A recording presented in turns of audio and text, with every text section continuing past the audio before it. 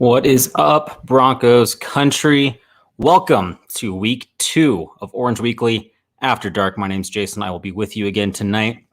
Go ahead, start posting those comments, questions, topics that you want to talk about, and we will get to them all tonight. Lots to talk about. Some good, some bad, a little bit of stuff in between as well. But hey, another victory Monday for the Broncos. 2-0 to start the season. It's been a few years since the Broncos have started 2-0. I believe you'd have to go back to the 2018 season, I believe. The last time the Broncos started out 2-0. And yeah, hey, we might not have had the strongest opponents to start with, but hey, good teams beat bad teams. And I think that's what we've seen so far with this Broncos team, and a lot of promise as well. Some concerns as well, though, which I guess we'll start with the bad like we did last week and finish up with the positive notes. Worst news of the day came out regarding Josie Jewell. He has been ruled out for the remainder of the season with a torn pec muscle, which is a pretty big blow, for this Denver defense. He was off to a really solid start. I think he had 2 very solid weeks to start with. But unfortunately, a rough start to the week for him. It looks right now, guys, I'm trying to figure this out. I'm not sure if you're able to post questions right now or not. But if you can, feel free to start shooting those in there. And I'll try to figure out why I don't believe I am seeing them to start with. But again, Josie Jewell out for the season. That's definitely a big rough spot for the Denver defense. Sternat's going to have to pick up the slack. And I think he did well against the Jags, but Jags offense isn't exactly the best offense we're going to see this year. So, as we get further into the season, against teams that are going to give us true challenges, the Ravens in week 4, Chiefs twice, even the Raiders are off to a good start, offensively. Chargers don't have a bad offense by any means. So, it's going to be interesting to see how that plays out without having Jewell for those big time games. Big blow for the defense for sure, but it's not the first season where the Broncos have had injury concerns. As cliche as it is that next man up mentality, and it's a chance for another person to step into that spotlight and contribute in a big way that maybe we didn't necessarily think that they'd be able to. So we'll see how that one pans out for the course of the season. The other injury that everyone obviously is talking about is Chubb. Sounds like he re-aggravated his ankle injury. And that is one for me is concerning long-term in terms of duration of the season, if he's already having, these flare-ups on his first game back in week 2. But it's also a little frustrating. I think we talked about it a bit last Monday. I thought that this was a week we should have rested him again. Especially he was considered highly questionable going into Sunday. I don't know why the team felt the need to rush him back out into a game against a team we didn't need him for. And look what happened. He re-aggravated that ankle injury. Who knows? I haven't heard many updates yet today. But who knows how long he's going to be out for, and how long, even when he's back in, how long it's going to be an issue now of a nagging ankle injury throughout the season. So, we'll see what happens. Again, I think that's probably the more frustrating one to me. Steve, you brought up a good point with Josie Jewell. That's why you don't put starters on special teams. And that's, we'll get into that special teams a bit. Derek, you mentioned it a bit on your own. But Josie Jewell is a tough one to swallow. He made an amazing play on special teams, which you can argue why we see on special teams, which we'll get into in a bit. But Chubb, I don't think we needed him out there at all. We showed against the Giants that the defense did fine without him. Once he got injured again against the Jags didn't do anything offensively still. So our defense did okay without him. So why we didn't wait for, at the very least this week to at least get him some reps in to be ready for week 4. I don't know. That's probably the most frustrating one. So more to come on that. We'll see how that one plays out. It's a bit worrisome to see him, week 2 already kind of dealing with this on again, off again ankle issue. So we'll see what happens. Moving on to more of the rough stuff, special teams. Yes. Again, going back to Derek, special teams again for the upteenth year in a row. It seems like special teams has been a killer for us. And, to Steve's point, maybe that's why Jewell was back out there is, we needed something. Our special teams has been absolutely atrocious. So we need to put some of our best players out there to try to spark that. But, it's the special teams has to be fixed. I think it's one of the most concerning aspects of this team. I think we're already trending 32nd in the league of 32 teams. Why McMahon is still a part of this coaching staff is beyond me. I think 2 weeks into the season, he's shown that he's made no improvements on his side. So why we haven't fired him, I don't know. I don't know what else we're waiting for. It was the first Jags kick return for a touchdown since 2016, I believe I saw. And it was 102 yard. I just don't understand. And that wasn't even, that's obviously the one that everyone talks about, but, look at the penalties that were on special teams too.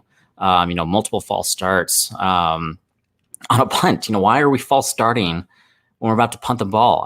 Those are things I just don't understand. And it's concerning. It is concerning because, special teams is kind of that final piece to a very high caliber team because it can change the influence of the game. You don't think too much about it. And you think that more times than not, it's just minor inconveniences. But, in those crucial games, that field position is what can totally make or break the ending of a game. And so, I don't know what their plan is at this point. They say that they keep trying to address it. They're changing things. They're bringing people in, all this other stuff.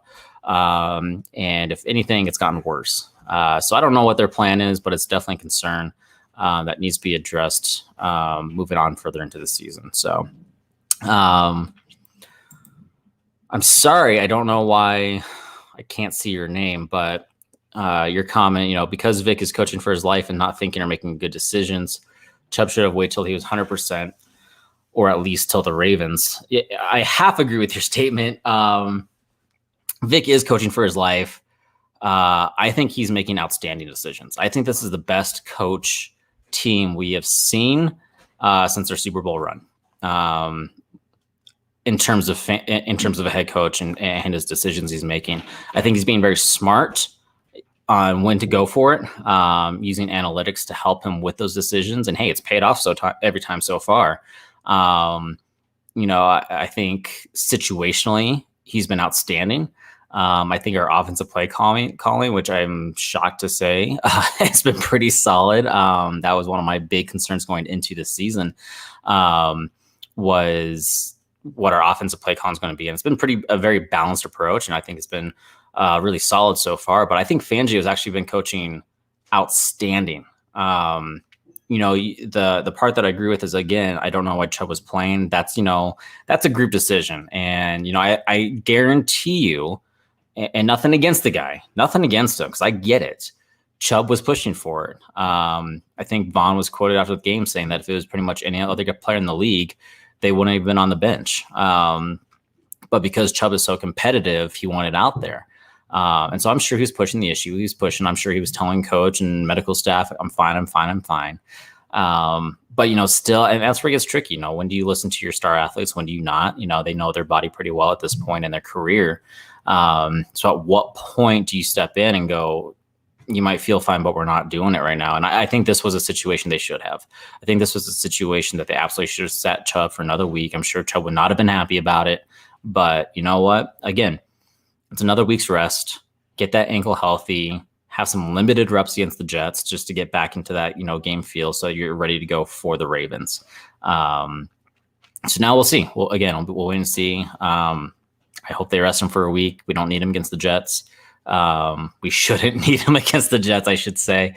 But we'll see. But I do think one of the positives so far this season, I think, is Fangio's coaching. I think, people, when he elected to go with Bridgewater, people were saying, oh, he's just picking the safe option for his job. Well, so far, 2 weeks in, yes, small sample size, but I think Bridgewater has been every bit of the better quarterback. I think anyone at this point who still is saying that we should be playing lock over Bridgewater is just being stubborn and obnoxious at this point. So, hey, I don't think he made that decision to be a safe decision. I think he makes, he thinks that it would have been the best move for the team. And so far it has. Bridgewater with another 328 passing yards, another 2 touchdowns, 0 interception game. Making smart plays with the ball, getting away from, traffic when, the pocket breaks down, all of that stuff. Bridgewater's been absolutely outstanding so far, which is another big positive, I think. Steve, thanks for joining us. McManus just needs to kick it out of the end zone every time with their D, make them go 75. I agree. What you have to understand, though, in Jackson, in Jacksonville, that air's a very heavy air. It's a very dense air. There's a lot of humidity, and it just rained pretty recently. And it makes it a lot harder for the ball to travel long distances. It's not like he's kicking out mile high. And I think anytime you see, he's always trying to kick it out of the end zone. I don't think he's ever trying to place it just perfectly in the end zone to make them think they can run it out and ending up on the 17, 20 yard line. We're talking, he fielded the ball 102 yards away from the goal line, 2 yards deep into the end zone. I don't think McManus wasn't trying to kick out of the end zone. I think it's just, that's the air there. That's a very difficult place for kickers to kick because of how dense that air is, and how that ball just sinks on you. I agree. I think that should be the approach, with RD, make them go 75. Absolutely. There are just certain areas in the US where it's easier said than done. Seattle's another one where it's tough to, constantly kick it out of the back of the end zone. You're at sea level, and again, that air is a bit heavier. Can't always be playing at a mile high, and enjoying the benefits of altitude. So, Daniel, what's up? Thanks for joining us. Appreciate it. Do you think if Teddy continues to play well that we sign him to a long-term deal? I don't see why not. Maybe long-term, maybe shorter term. I guess it depends on what both parties want. I absolutely believe if he keeps playing this way, we need to sign him to a longer deal, though. Whether that's 3 or 4 year, whatever. But I mean, shoot, and people, and I think they finally addressed this in the game a bit. It's what I've been saying for a little bit now. It is Bridgewater is a pretty good quarterback, and he just had some very unfortunate luck career-wise. He led the Vikings to that 11-win season, was a Pro Bowler. They were very high up on him that next preseason. They had very high hopes that season. The Vikings did with him. They were expecting him to be one of the top quarterbacks in the league. And then he had that very traumatic knee injury, and complete knee dislocation, which is different than a patella dislocation, which is what Patrick Mahomes had 1 or 2 years ago, I think last season. People, when they hear knee dislocation, that's what they think about, is just that patella. A true knee dislocation is the actual knee joint itself. So if you think of a shoulder dislocation where the shoulder is completely out of the joint, that's the case with a true knee dislocation. And it's pretty gruesome, to say the least. I believe that the Vikings canceled practice for the rest of that day because, the visual of it, the players were throwing up. It's a very serious injury, and, ACL tears, you're worried about.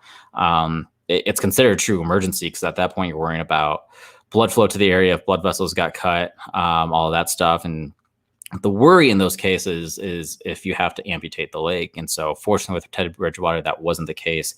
Battled his way back, tons of rehab through that process. So the fact that he got this far is incredible.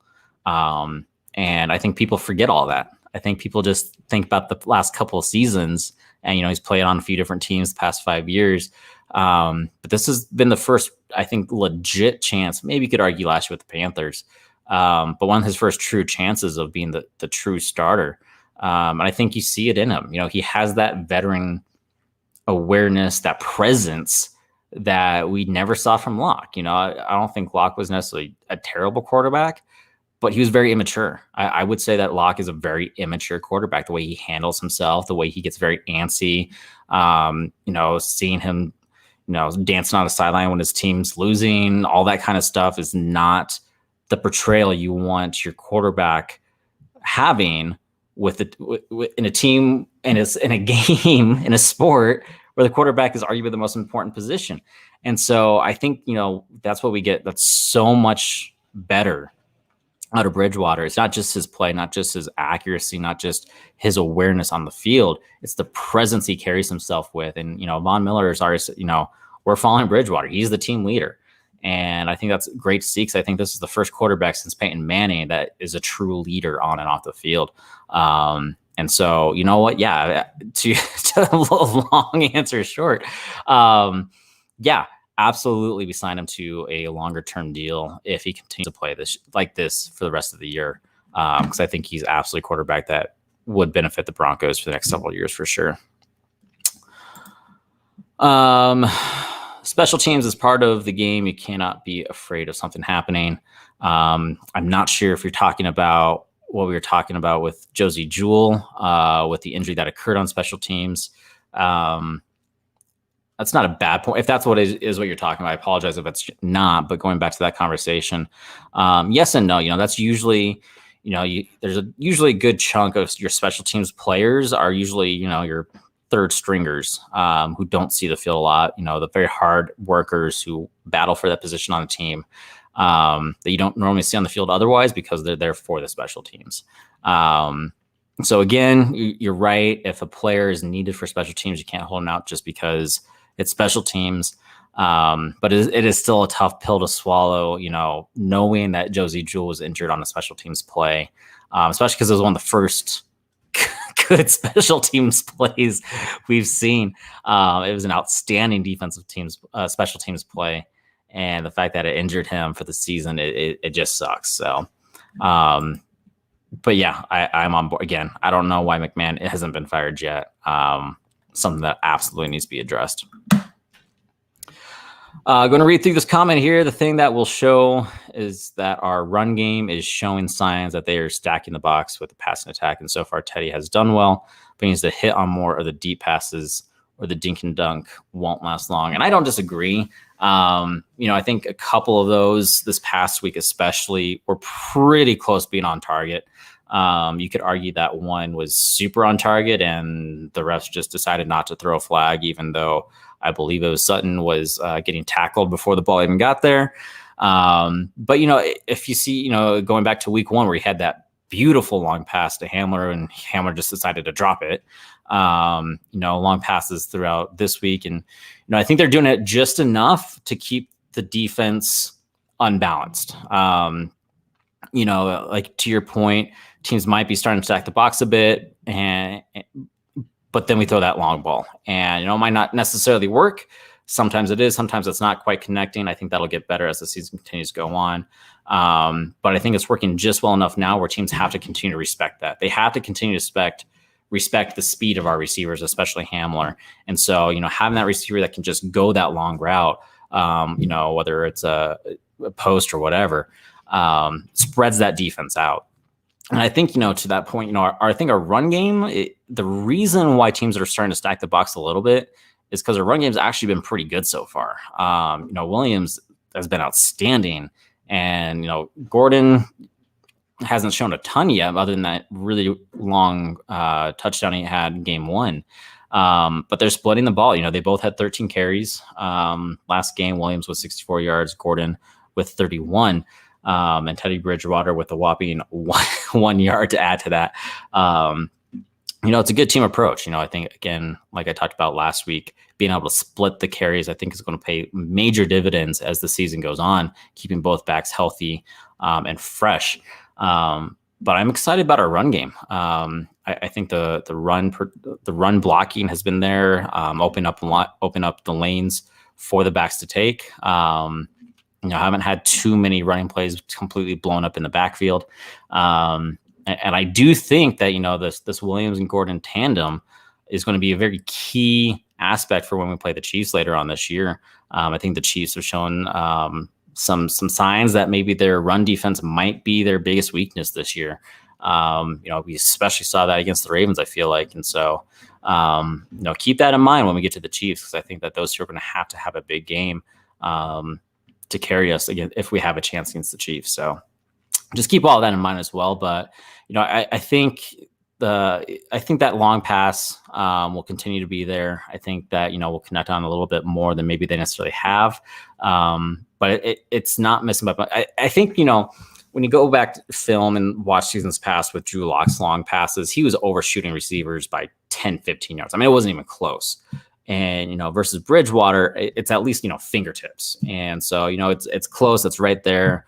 There are actually two that I can recall now. There was the one where I believe it was Sutton was getting tackled before the ball even got there. And there was the other one where his jersey was getting pulled multiple times that were keeping him from being able to get to the ball, and it still only missed him with, fingertip length type thing. So I think the offensive play calling has been pretty solid so far. It's been pretty balanced and it's been keeping these defenses guessing instead of being able to become too predictable. So,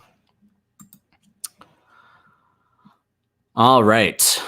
Back to Steve. Teddy was 6-0 in New Orleans with a good team around him. This team is better than that team. I totally agree. And again, that's the thing. He's not going to be not necessarily your Aaron Rodgers or your Peyton Manning, where you can rely on him alone to, affect the outcome of a game. But if you put him in the right system and give him the right support, he can flourish because he has that calmness, awareness. He has the athleticism to extend plays when needed. But he's still smart with the ball too. He doesn't, just chuck it up in the air and hope for the best, only to get intercepted. He's very smart with the ball. And so you're right. He was 6-0 with New Orleans. That was a solid team. And, I agree that the Broncos team this year is probably arguably better than New Orleans was last year. So pretty excited for sure. It's shocking he still has a job. I'm assuming you're talking about the one person we talked about firing so far this show, which is McMahon. Again, that is something that absolutely baffles me, but keep throwing your comments up there, guys. We're going to start to kind of wrap up a little bit. Overall, if we look at the game against the Jags, be sure to tune into the rest of our content this week, with our podcast coming out, our main show tomorrow night at 7 p.m. All that stuff that's coming your way. We got a lot of stuff coming to you. But I think especially this week, the reason why I'm telling you to tune into all that stuff is because I will probably be the biggest cynic of the Orange Weekly staff here in saying that I think the Broncos got a little bit lucky. I think they would have won the game either way. But I think that was a very subpar performance overall. Again, I think overall wasn't bad. I think the team got a lot better as the game progressed, especially, defensively, all that stuff. But I wasn't impressed, especially with that first half. And I would be willing to say that if we play the way we played the first half against the Ravens in week 4, the Chiefs, the Chargers, the Raiders, all the times we play all those teams, if we play like we did in the first half against the Jags, we're losing those games. Nothing against the Broncos. Again, I think this is a very solid team, has a higher potential than I think a lot of us gave them credit for to begin with. But you can't go basically a full half where every 50-50 ball, you're losing that battle. Where your special teams is atrocious all game long, where over the course of a game, you have 100 penalty yards, over 100 penalty yards. It's tough to win games against good teams when you have over 100 penalty yards against you. Keep in mind too, everyone's saying that we held them to only 7 points. That's true, but we had some help. If their kicker, who I think was 42 for 42, something like that going into yesterday's game, he missed 2 field goals, and so that could change the course of the momentum of the game, at least, being at least tied going into the half. That might change these, might not, it's, ifs, ands, and buts type thing. But I think this is a win that the Broncos need to take, and realize that there's still a lot of room for improvement. And in some ways, that's good. I think it keeps them from getting too comfortable, getting too confident. They're 2-0, hopefully about to be 3-0 against a very dismal Jets team, and keeps them focused. There's still a lot of things to work on. There's still a lot of things that they have to keep improving on if they want to be legit contenders and get into the playoff this year. Again, the AFC West is looking tough this year. Raiders look, as hard it is for me to say, they look like a pretty good team so far. Waiting for their midseason choke, but we'll get there when we get there. The Chargers, they're not a bad team either.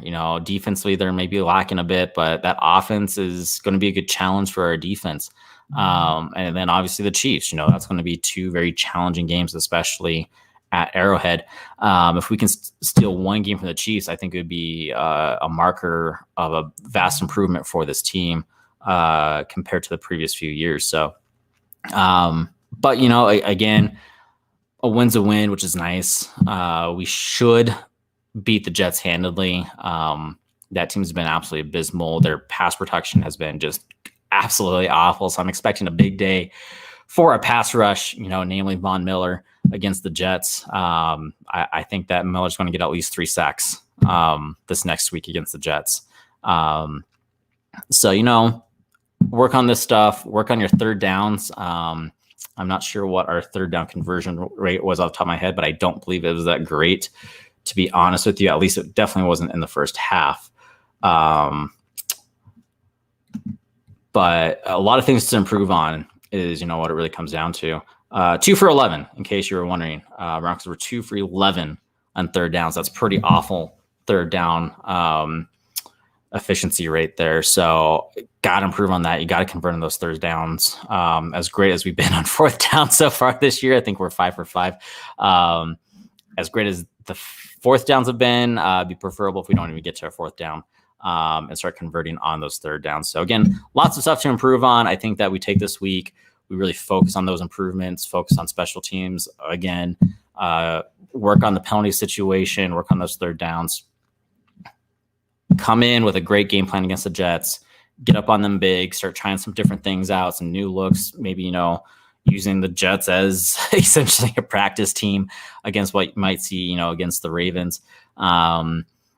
Maybe even fourth quarter, if we're up by a lot, we see Drew Lock in there for a little bit. Who knows? But either way, I wasn't that impressed with this victory. I think we got the win because it came against a Jags team that has a very questionable rookie head coach for the NFL and a very young rookie quarterback, leading the charge there. And so I think if we had that performance against some better teams, we might be having a different outcome. So not too impressed with the win, but still happy we got it for sure. So start posting your final questions, comments. We're going to get to them. And then usual with a Victory Monday, we will get to our Mile High salutes for the game. So feel free to start posting who your Mile High salute goes to for this game.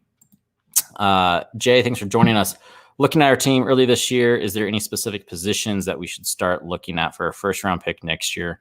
You know what? You're going to have to talk to the rest of the guys and Ayla about that the rest of this week. I don't tend to look that far ahead. Especially, it's early this year. Who knows? I think there's always room for improvement on your offensive line.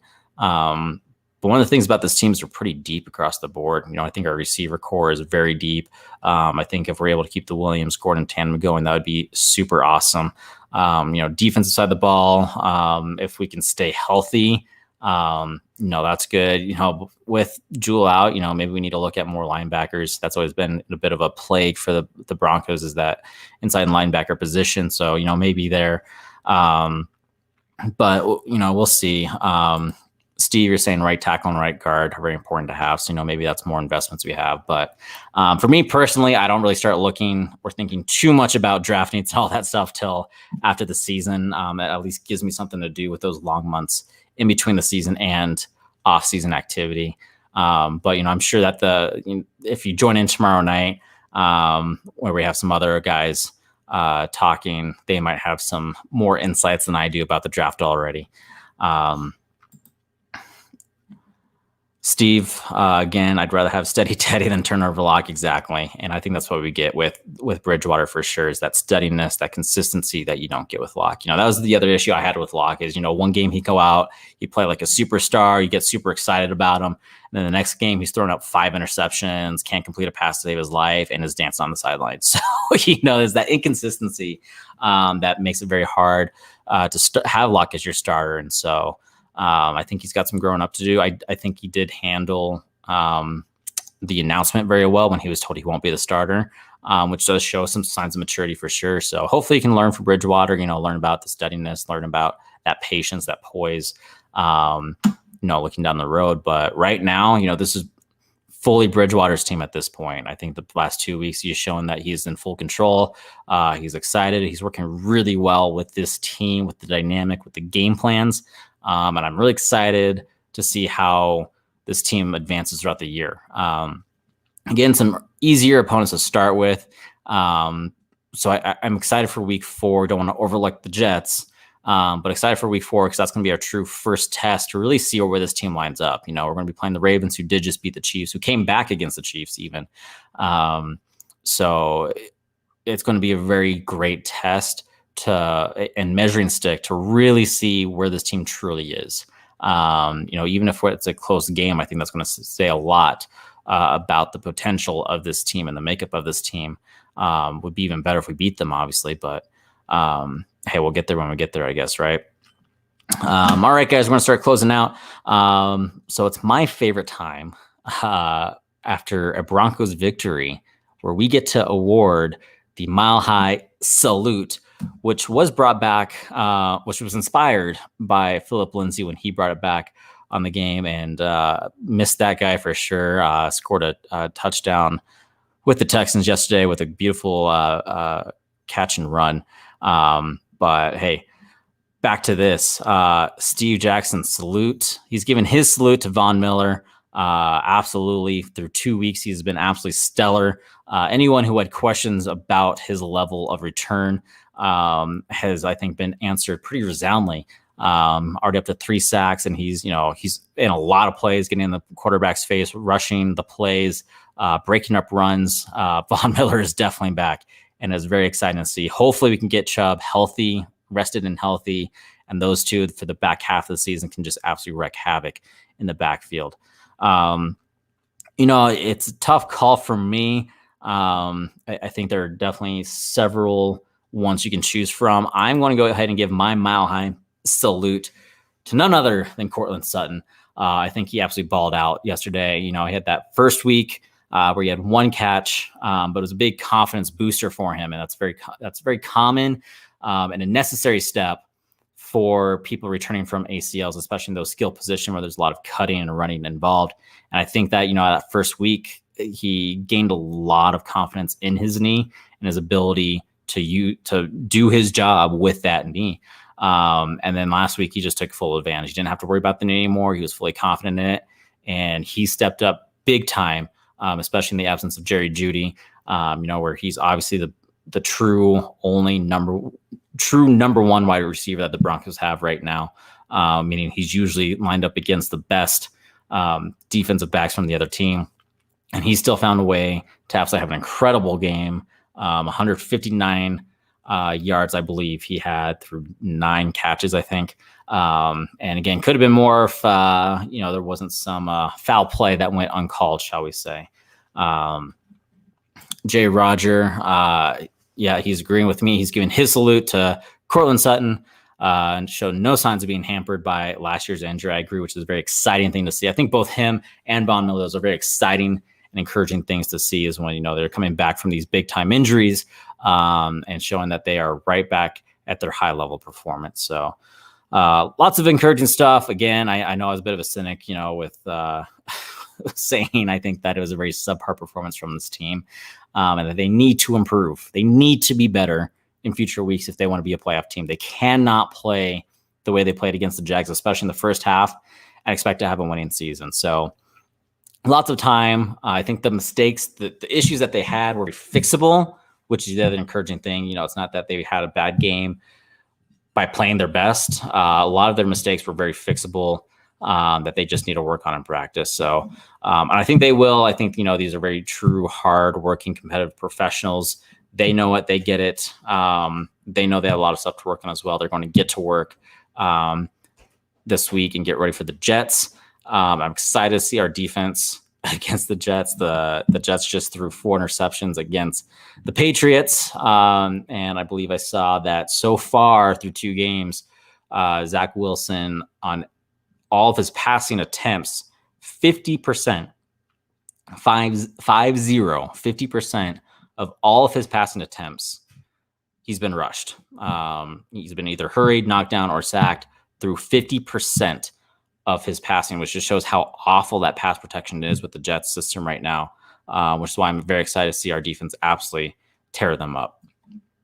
Travis, I apologize. I'm doing well. We're actually wrapping up. If you're just joining us, I'll stay on for a couple minutes, Travis, for you to give out your mile-high salute on who you think was the best player yesterday.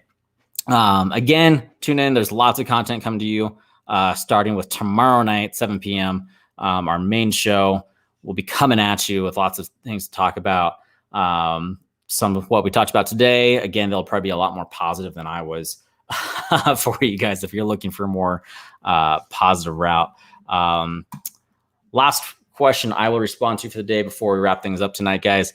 My thoughts on Teddy. He's been absolutely outstanding. I'm very excited. He's our quarterback. I think he's proven that he's absolutely earned to be the starter over Locke. I think that, the coaches obviously saw stuff that maybe we weren't seeing or chose not to see. I think anyone who is still high on Locke over Bridgewater has not watched the first 2 weeks, has not seen what Bridgewater is able to do with this offense, his athleticism to keep plays alive when they need to be extended, his accuracy, his smartness, not turning over the ball, able to throw the long ball. He's had multiple long passes, but also able to, make all of his reads and check it down if he needs to.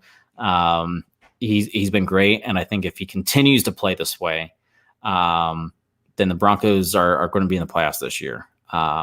That's what I think. I think that, if Bridgewater continues to play how he is, Broncos will end up in the playoffs. So lots of weeks ahead before that. Again, this was just week 2 in a 17-week schedule now. NFL moved to that 17-week schedule. So lots to do with that. Do we trade Locke after this season? I think it depends if we are able to extend Bridgewater or not. I think if Bridgewater continues out the season, we have that serious conversation of extending Bridgewater and then maybe, seeing if there's a team that wants to take Locke. That's the other half of it, though, is what do you get for Locke? Who's willing to take him?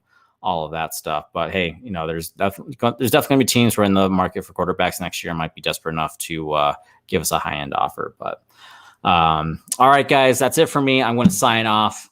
It's been Orange Weekly After Dark. Thank you for joining me. Again, normally we'll start at 9 p.m. Mountain Time. However, give us your thoughts, in post to our Facebook page or reach out to our social medias. And if you want to push this back to 9:30, we can make that happen because I know Monday Night Football is a thing too. Some people want to watch that. So, give us your feedback. We love, this is why we do this, is we enjoy interacting with you. We love your feedback. So give us a review. Share our page, share our information. Make sure you're following all of our social media. We've got Facebook, Instagram, Twitter, all that fun stuff. So give us a follow if you haven't, and feel free to interact with us as much as you guys want. Because again, that's what we enjoy here. We enjoy our conversations with you. So that's it for me. Tune in tomorrow night, 7 p.m. For more Broncos talk with more of the Orange Weekly crew. Otherwise, another victory Monday. Can't be upset about that. We look forward to the Jets. And like any other week, guys, go Broncos.